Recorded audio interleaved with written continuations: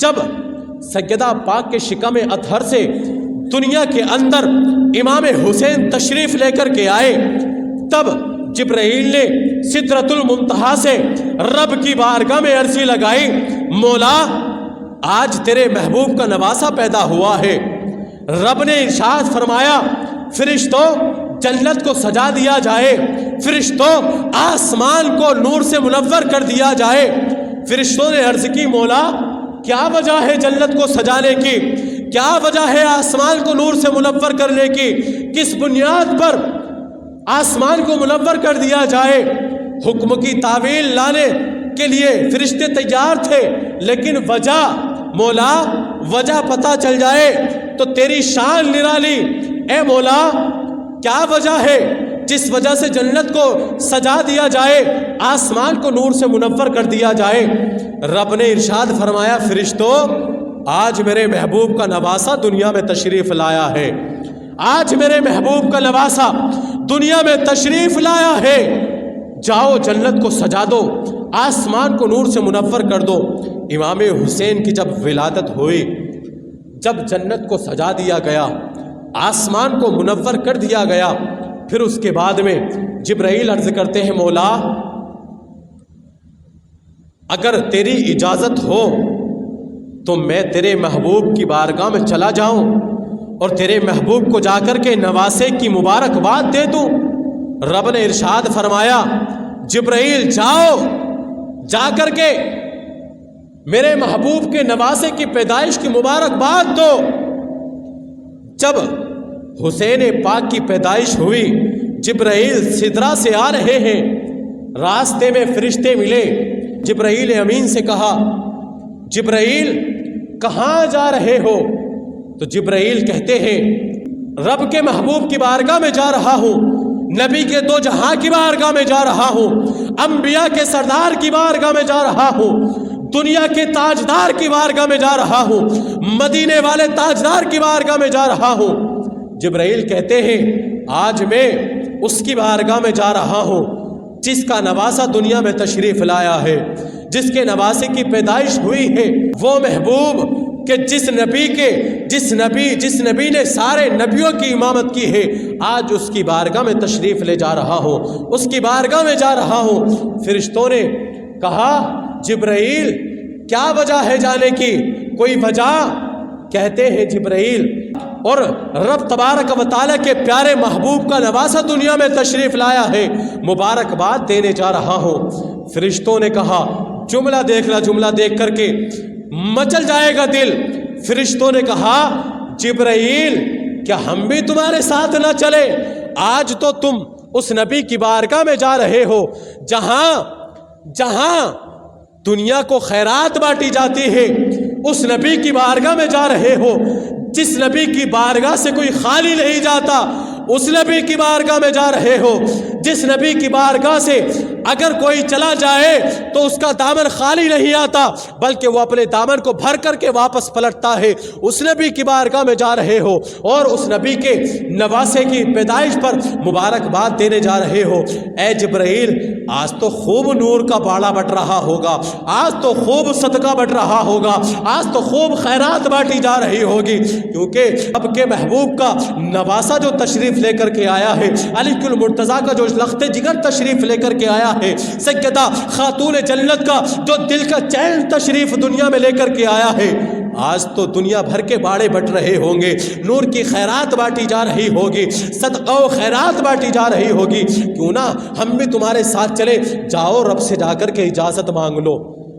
جب جبرائیل نے کہا ٹھیک ہے، رب کی بارگاہ میں گئے جبرائیل امین، مولا اور فرشتے بھی جانے کے لیے تیار ہیں تیرے محبوب کی بارگاہ میں۔ جبرائیل کو اجازت ملی، جاؤ لے جاؤ فرشتوں کو، تمام فرشتوں کی بارات لے جاؤ، جا کر کے میرے محبوب کے نواسے کی پیدائش پر مبارکباد دو۔ گئے جبرائیل سے آ رہے تھے، آسمان پر ایک معذور فرشتہ بیٹھا ہوا ملا۔ کون؟ ایک معذور فرشتہ۔ کیسا معذور فرشتہ؟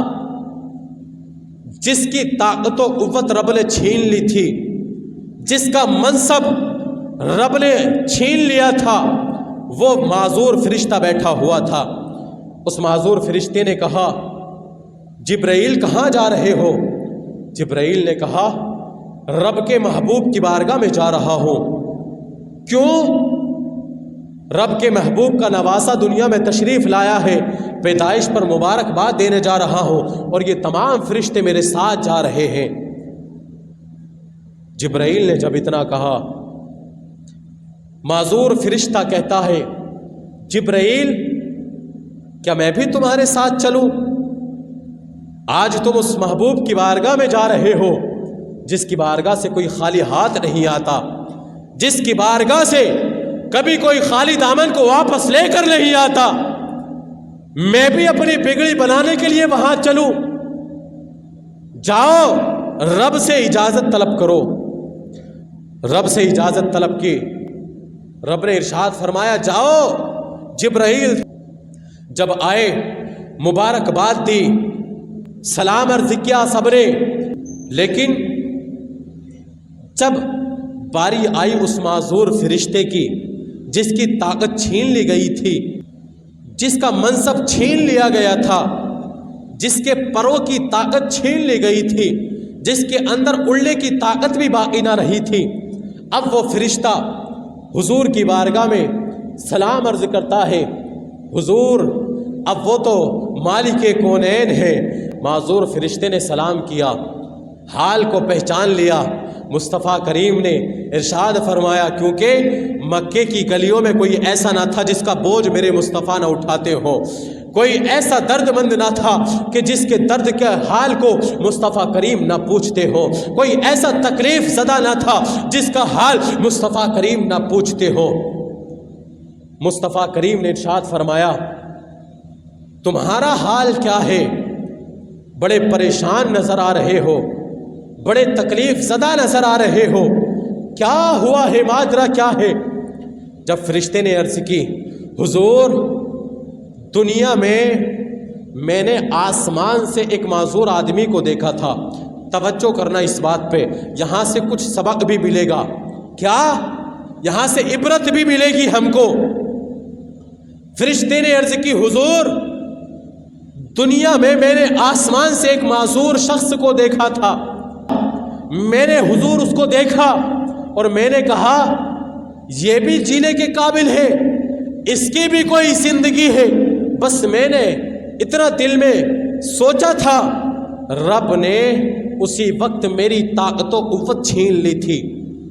اب ہم اور آپ غور کریں، معصوم فرشتہ جن سے کوئی گناہ نہیں ہوتا، وہ معصوم فرشتہ اگر کسی معذور کو دیکھ کر کے دل میں یہ خیال لے کر کے آئے کہ اس کے جینے کا حق کیا ہے، اس سے بہتر تو میں ہوں، وہ معصوم فرشتہ اگر کہے تو رب اس کے اڑنے کی طاقت کو ختم کر دے، اس کے منصب کو چھین لے۔ ہم اور آپ کس کھیت کی مولی ہیں؟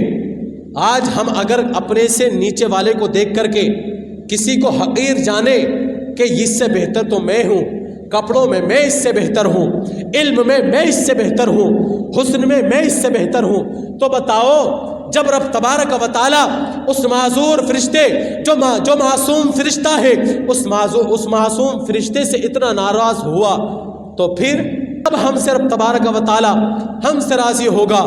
کب ہماری ادا کو پسند کرے گا؟ اس ادا کو ہماری پسند کرے گا؟ نہیں۔ جب معصوم فرشتے کی اس عمل سے رب تبارک و تعالی ناراض ہو سکتا ہے تو ہم کس کھیت کی مولی ہیں؟ لیکن معذور فرشتے نے حضور کی بارگاہ میں عرض کی حضور میں نے اتنا دل میں خیال لایا تھا، بس دل میں اتنا سا سوچا تھا، رب نے میری طاقت و قوت چھین لی، میرے منصب کو ختم کر دیا، چھین لیا۔ اب حضور کی بارگاہ تو وہ بارگاہ ہے جہاں سے کبھی کوئی خالی ہاتھ نہیں آتا، رب کے محبوب کی بارگاہ وہ بارگاہ ہے جہاں سے کبھی کوئی خالی دامن کو لے کر کے واپس نہیں پلٹتا، وہ بارگاہ ہے کیونکہ صبح طیبہ میں ہوئی بڑھتا ہے باڑا نور کا، صدقہ لینے نور کا آیا ہے تارا نور کا، صدقہ لینے نور کا آیا ہے تارا نور کا۔ اور میرے اعلیٰ حضرت تو یہ فرماتے ہیں کہ کون دیتا ہے دینے کو منہ چاہیے، ارے دینے والا ہے سچا ہمارا نبی، دینے والا ہے سچا ہمارا نبی۔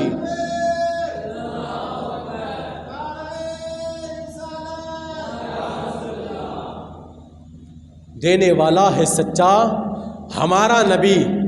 اب محبوب کی بارگاہ میں جب عرض کی تو وہ تو مالک کونین ہیں، وہ تو غم گساروں کے غم گسار ہیں، وہ تو حال غم زدہ حالوں کے حال کو پوچھنے والے ہیں، کوئی ان کی بارگاہ سے خالی ہاتھ نہیں آتا۔